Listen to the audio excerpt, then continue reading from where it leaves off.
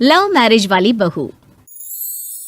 सुबह का वक्त था और सरला जी काफी उदास चेहरा लिए हुए पार्क में बैठी हुई थी। तभी उनकी सहेली सुमन वहां पर आती है। क्या हुआ सरला जी, आज मॉर्निंग वॉक करने का इरादा नहीं है क्या? इस तरह चुपचाप क्यों बैठी हैं? आई तो थी ये सोचकर कि पार्क में जाकर थोड़ी देर पहले टहल लूंगी, लेकिन क्या करूं, मन ही नहीं कर रहा। अरे सब ठीक है, तो इतनी परेशान क्यों नजर आ रही है? नहीं नहीं, ऐसी तो कोई बात नहीं है, सब ठीक है। अरे भाई, अब तो आपको खुश नजर आना चाहिए। अभी कुछ महीने पहले तो बेटे की शादी हुई है, घर में नई बहू आई है, आपके चेहरे पर तो रौनक नजर आनी चाहिए। अरे छोड़ो भी, आजकल की बहुओं के बारे में क्या बताऊं आपको। क्यों, क्या हुआ बहन जी, कोई परेशानी है क्या? कुछ किया क्या बहू रानी ने? अरे भाई, अभी तो शादी को 6 महीने हुए हैं। अब आपसे क्या छुपाना, आप तो जानती है मेरे बेटे ने लव मैरिज की है और मुझे ना इन लव मैरिज वाली बहुओं पर बिल्कुल भरोसा नहीं। ना जाने कब मेरे बेटे के कान भर दे।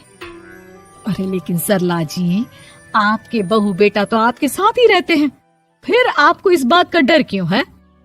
पता नहीं क्यों बहन जी, अभी तो मुझे अपनी बेटी दीपाली की भी शादी करनी है। बस इसी बात को सोचकर परेशान रहती हूँ। ये लव मैरिज वाली बहू पता नहीं कितने दिन परिवार में एडजस्ट कर पाएगी। कल को अगर बेटे को लेकर दूसरी जगह चले गई तो क्या होगा? अरे हाँ, याद आया, दीपाली तो दिल्ली में नौकरी करती है ना? हाँ हाँ, बहुत अच्छी नौकरी लगी है उसकी। और आप किसी से कहना मत, अपने ऑफिस में साथ में काम करने वाला कोई लड़का उसे बहुत पसंद है, बता रही थी मुझे।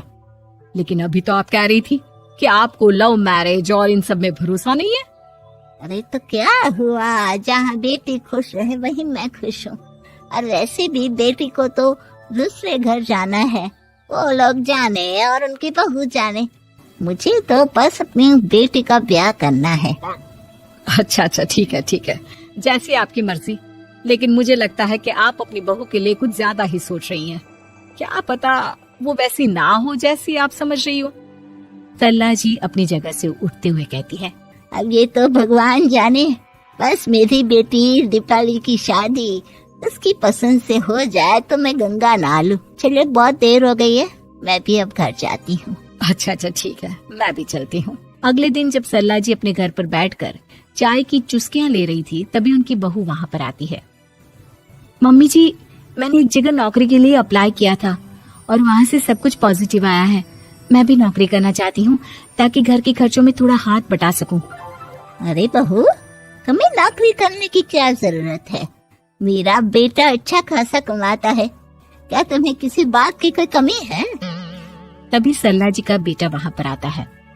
नहीं माँ, उसे किसी बात की कमी नहीं है, लेकिन वो इतनी पढ़ी लिखी है और अगर नौकरी करना चाहती है तो हमें उसे नौकरी करने देना चाहिए। कुछ पैसे घर में आएंगे, हम सबकी मदद हो जाएगी। तुम तो ऐसे कह रहे हो बेटा जैसे ये घर तुम्हारी पत्नी की कमाई पर ही चलता है। अरे नहीं नहीं मम्मी जी, इनके कहने का ये मतलब नहीं है, बस मेरी ही नौकरी करने की इच्छा थी, इसलिए आपकी परमिशन चाहते हैं। अब भाई, मेरा बेटा तुम्हें लव मैरिज करके घर में लाया है, मैं तुम्हें कुछ कैसे कह सकती हूँ? जो मर्जी आए करो। सरला जी का बेटा और बहू वहाँ से चले जाते हैं। अब उनकी बहू नौकरी करना शुरू कर देती है। कुछ ही दिन बाद सरला जी की बेटी दिल्ली से अपने घर आती है और अपनी माँ से कहती है, माँ, मैंने आपको बताया था ना, मुझे अपने ऑफिस में साथ काम करने वाले एक लड़के से बहुत प्यार है, मैं उससे शादी करना चाहती हूँ। माँ, हाँ हाँ, तो मैंने कब मना किया? अगर तुम उसे पसंद करती हो तो उसके घर वालों को कहो, हम आपस में बात करके तुम्हारी शादी तय कर देते हैं। अरे लेकिन माँ, एक बहुत बड़ी परेशानी है। क्या परेशानी है बेटा? माँ, वो लड़का बहुत अच्छा है, लेकिन कुछ ज्यादा ही पैसे वाले घर से उसके माँ बाप। उन्हें मेरे और उसके रिश्ते से वैसे तो कोई परेशानी नहीं है, लेकिन वे चाहते हैं कि शादी 5 स्टार होटल में हो। अरे ऐसे कैसे, हम तो मिडिल क्लास लोग हैं, हमारे लिए 5 स्टार होटल में शादी करना कोई आसान काम थोड़ी ना है। लेकिन माँ, मैं क्या करूँ? मैंने उनसे बात करने की बहुत कोशिश की, बस एक इसी जगह बात अटक गई है। साफ साफ कह दो बेटा, शादी करनी है तो ठीक है, लेकिन ये 5 स्टार में शादी करने वाली शर्त मैं नहीं मान सकती। अरे कैसी बात कर रही हैं आप मम्मी जी? अगर दीपाली को कोई लड़का पसंद है तो हम उनकी शादी के लिए पूरी कोशिश करेंगे, और अगर बात पैसों की है तो कोई परेशानी नहीं है। हाँ हाँ, तुम्हें तो बस बहुत आसान लगता है सब। जिस तरह तुमने मेरे बेटे से इतनी आसानी से शादी कर ली, सारे काम उतने आसानी से नहीं होते। समझ में आया? हर काम करने में पैसे लगते हैं। लेकिन माँ, मैं उस लड़की को बहुत पसंद करती हूँ। सही बात है बेटा, लेकिन तुम उस लड़के से साफ साफ कह दो, अगर उसे तुमसे शादी करनी है तो अपने घर वालों को मनाए।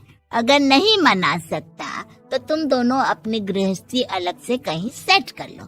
कोई जरूरत नहीं है अपने माँ बाप के साथ रहने की। मम्मी जी, ये आप क्या कह रही हैं?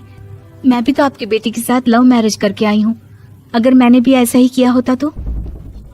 लो, अब तो मुझे उल्टा जवाब देने लगी। देखो बहू, मैं तुम्हारी सास हूँ, मुझसे ठीक से बात करो।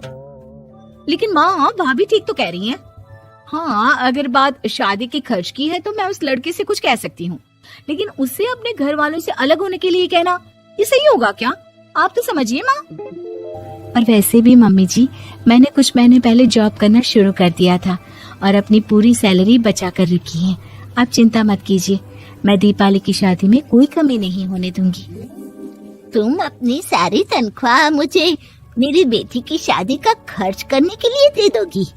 हाँ माँ, मैंने भाभी को पहले ही सब कुछ बता दिया था और वो इस बारे में सब कुछ जानती थी, इसीलिए उन्होंने पहले ही नौकरी करनी शुरू कर दी ताकि मेरी शादी धूमधाम से हो सके।